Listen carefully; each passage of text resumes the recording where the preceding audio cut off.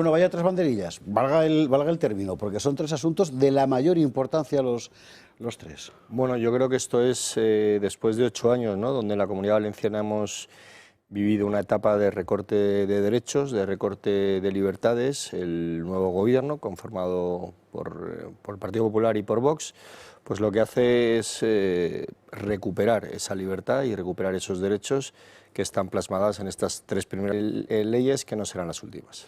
Vamos por partes, podemos empezar por la cuestión básica en todos aquellos lugares donde hay más de una lengua, que es la cuestión de la libertad educativa. Es que es algo de sentido común, ¿no? Es decir, que los padres puedan elegir la educación en España, que alguien pueda educar a sus hijos en español. Es que es algo tan sencillo como eso.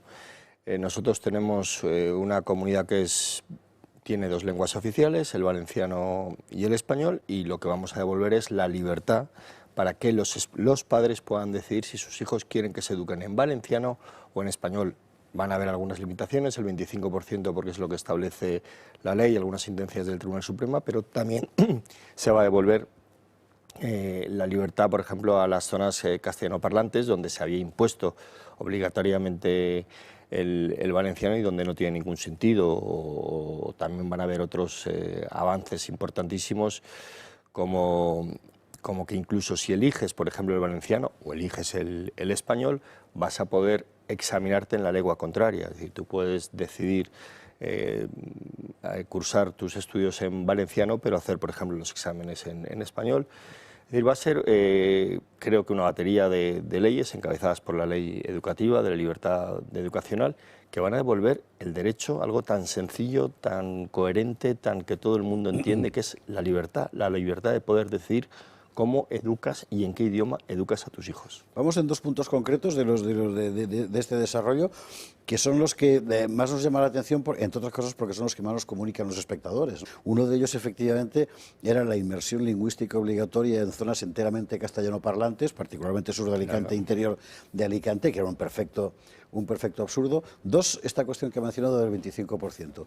En esas zonas castellanoparlantes, ¿cómo queda la cosa? ¿Enteramente en español la educación? Mire, evidentemente tenemos sobre todo fundamentalmente dos zonas, que es la Vega Baja, en Alicante, y la zona de Requena y Utiel, en el norte de Valencia, que son castellanoparlantes. Estas zonas van a quedar, no van a tener la obligación de estudiar en español, en valenciano, porque son zonas castellanoparlantes. En el resto de la comunidad sí que va a haber ese 25% mínimo, pero van a ser los padres los que elijan. 25% de valenciano. De valenciano o de castellano. Es decir, en función del modelo, ya sea mayoritariamente valenciano, habrá un 25% de español, porque el 25% es lo que señaló la ley en su momento, ¿verdad? Cuando sea mayoritariamente en español, 25% de valenciano, ¿entendido? Y vamos a acabar, evidentemente, con esta inmersión lingüística que hace 8 años se empezó por parte del Botanic, donde lo que se estaba tratando era, a través de la educación, pues reproducir el modelo que hemos visto en Cataluña, ¿no?, que esta colonización del valenciano, que tiene ya evidentemente un mensaje pancatalanista, donde lo que se te estaba apostando era por la unidad lingüística con Cataluña, y a crear esta gran Cataluña donde dejáramos de ser valencianos y españoles y pasáramos a ser parte de estos supuestos països catalans. La segunda gran ley, de una trascendencia nacional enorme, es la ley de Concordia, derogando la ley de memoria democrática. Hoy mismo hemos visto a un diputado, valenciano por cierto, Carlos Flores, con tertulio de este programa, soplándole la oreja, por decirlo en términos elegantes, al ministro Torres, que también es ministro de Memoria Democrática, ¿verdad?, con esta cuestión. Al igual que se ha hecho en Aragón, lo que Vox y PP proponen en Valencia es, digamos, una rectificación de la ley para convertirla en una ley positiva, digamos. ¿En qué consiste exactamente? Bueno, en primer lugar, yo creo que jamás debieron existir este tipo de leyes, ¿no? Lo que siempre hemos dicho, y lo dice también el presidente Abascal, que los españoles nos dimos un abrazo, nuestros abuelos dieron un abrazo en el 78, y ese abrazo no había que romperlo. Pero es cierto que existe una ley nacional, y si no modificábamos o derogábamos, la ley de 4/2017 de la Comunidad Valenciana, que era la ley, como dices, de revanchismo histórico, hubiera entrado en vigor directamente la ley nacional. Por tanto, había que hacer una nueva ley. Vamos a derogar la ley del 17 para hacer una nueva ley que se llama la Ley de Concordia. Esta Ley de Concordia va a dignificar a todas las víctimas, sin excepción, desde el año 31, cuando empieza el Frente Popular, hasta nuestros días, y va a incluir también a todas las víctimas del terrorismo. Es sorprendente que no solo habían excluido a todas las víctimas del bando republicano, sino también habían excluido a todas las víctimas del Grapo, de la ETA, todas las víctimas del terrorismo. En esta ley se van a contemplar todas las leyes y también se va a reparar la memoria de todas las víctimas de la represión del Frente Popular y de la persecución religiosa. En términos de libertad de investigación, cátedra, expresión, ¿cómo queda? Porque la ley vigente es absolutamente liberticida. En ese sentido, la ley valenciana apunta como la aragonesa, es decir, ¿se quita el tapón?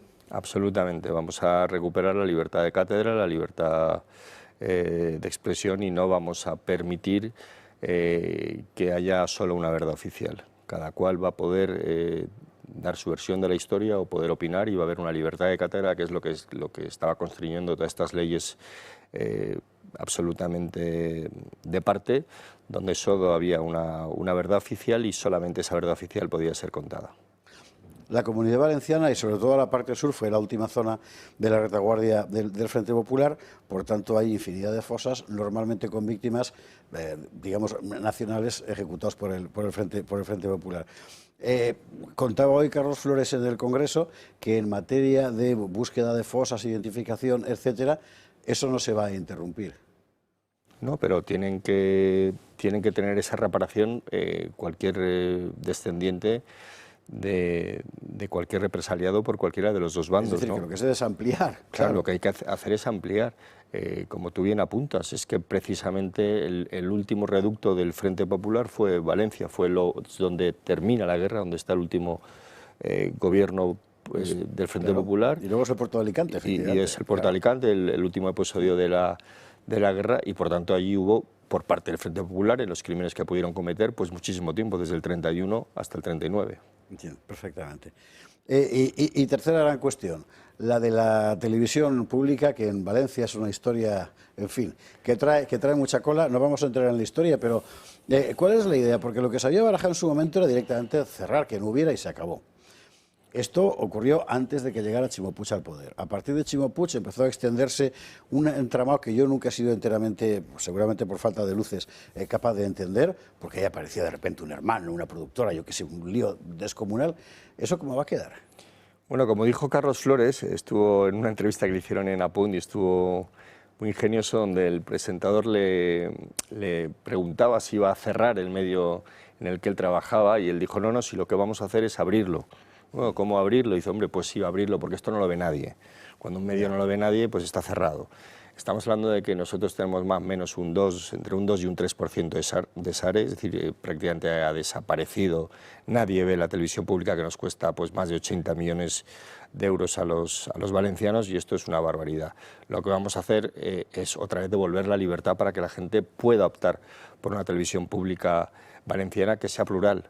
Lo que se había hecho es un órgano político del tripartito que bueno, pues todo estaba prohibido el castellano, estaban prohibido cualquier aspecto cultural que no fuera de parte, todo era ideología, y bueno, pues ahí están los resultados de lo que ha pasado con la televisión pública valenciana. Lo que nosotros vamos a hacer es devolver esa libertad para que pueda ser un espacio de encuentro entre todos los valencianos, donde estén todas las sensibilidades, se hagan programas en español, se hagan programas en valenciano, se fomente nuestra cultura, tanto la valenciana como la compartida con el resto de los españoles, y haya espacio para todos y no solo para unos cuantos. Me imagino que eso va a obligar a arreglos estructurales, hablo de la propia estructura del canal, muy intensos, ¿no? Porque hay que renovar enteramente. No sé si renovar o ampliar, abrir, como decía Flores, plantilla o qué, pero hay que cambiar completamente el espíritu. Bueno, lo que hay que cambiar sobre todo es no sé si la estructura en cuanto a personas, ¿no? Lo que sí que hay que cambiar es absolutamente la línea editorial que sigue esa televisión, y lo primero que había que hacer para afrontar este un problema además económico, porque estábamos tirando el dinero todos los años en una televisión que nadie veía. La gran medida era cambiar la ley, que es una ley pues absolutamente de parte, que hicieron en su día el Botanic y que ahora pues se modifica y se le devuelve la libertad. Para los no valencianos, el Botanic es el nombre que recibe el pacto de gobierno de socialistas, separatistas y comunistas, porque se firmó en el Jardín Botánico, que es un lugar precioso por otra parte, pero bueno, en fin, se quedó en desdoro con aquel pacto, y desde entonces se le llama efectivamente el gobierno del Botanic. Hay un cuarto punto que quizá concierne un poco más específicamente al trabajo político, pero que yo, con la que está cayendo en España, no querría dejar de tocar, y confieso que es el que menos me he repasado de todos, que es la cuestión de la transparencia. Precisamente en la Comunidad Valenciana ha sido un ejemplo de todo lo contrario durante la época de Chimo Puig y Mónica Oltra. Todos lo hemos visto.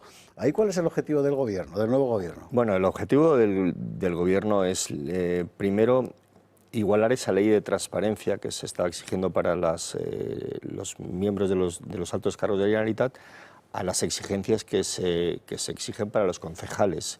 En la Comunidad Valenciana no tiene ningún sentido que a un cargo público se le exija una cosa y a otro cargo público se le exija otra. Y también minimizar algunos desmanes que habían en cuanto a la privacidad de los datos personales, que cuando alguien accede a un cargo público, donde lo habían llevado al paroxismo.